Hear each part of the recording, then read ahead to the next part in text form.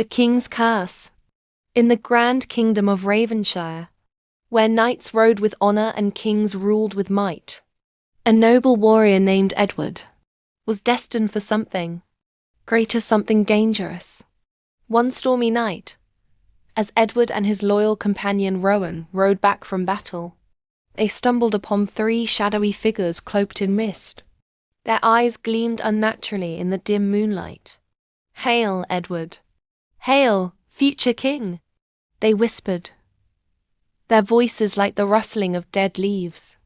Edward's breath caught in his throat. A king? He was merely a knight. The witches vanished into the night, leaving only a chilling silence behind. That night, he told his wife Eleanor of the prophecy. Her reaction was not of disbelief but of opportunity. "Do you not see? This is fate speaking, and fate must never be ignored."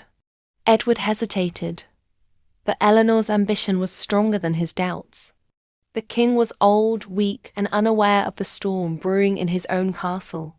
Under the cover of darkness, Edward entered the king's chamber, his hands trembling as he held his blade.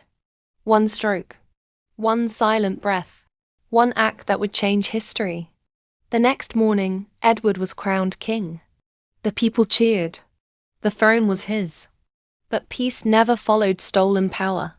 He saw shadows where there were none. He heard whispers in empty halls. The ghost of the fallen king appeared in his dreams, his lifeless eyes staring, accusing, condemning. "You took my life, but I will take your soul." Eleanor too was haunted. She washed her hands endlessly, but they still felt stained. "Will these hands never be clean?" she murmured to herself. Fear turned Edward into a tyrant. He trusted no one. He killed friends, enemies, even those who only spoke in whispers. The kingdom that once welcomed him now feared him. One night, desperate for answers, Edward sought out the witches again. "Tell me the truth. Will I rule forever?" he demanded. The witches laughed. "No man born of woman shall defeat you," they declared. Edward smirked.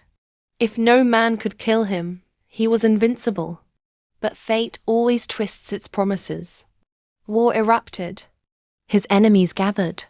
And leading the charge was Arthur, a warrior whose hatred for Edward burned hotter than fire. The battle was fierce, swords clashing, arrows flying. Edward stood tall, knowing no man could slay him. Then Arthur spoke.